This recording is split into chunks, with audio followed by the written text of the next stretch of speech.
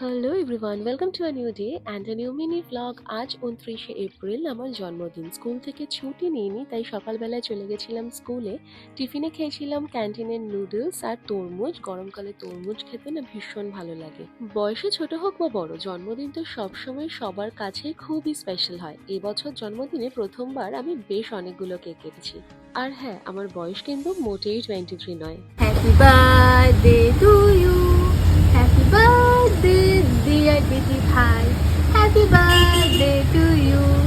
আর কেকটা কেটে নেওয়ার পর বোনের সাথে চা খাই। দেন বাড়িতে গিয়ে দেখি আমার এক মামা সেই রায়পুর থেকে আমার জন্য এই কেকটা পাঠিয়েছে। সত্যি জন্মদিন ভীষণই স্পেশাল হয়।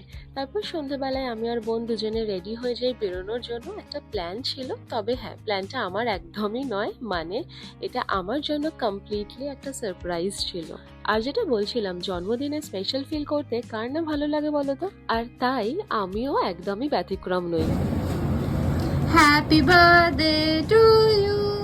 Happy birthday to you.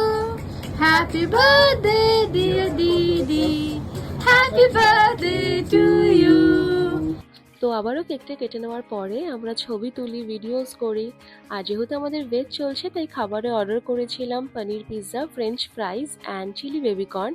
আর সাথে করেছিলাম নুডলস। ও হ্যাঁ, একটা মকটেলও নিয়েছিলাম। So that's it for today. জন্মদিনটা আমার এভাবেই কাটে। আর হ্যাঁ, sometimes I feel really lucky. Mini blog ভালো লাগলে লাইক করে দিও। চলো তাহলে আজ আসি, আবার কাল দেখা হবে। টাটা।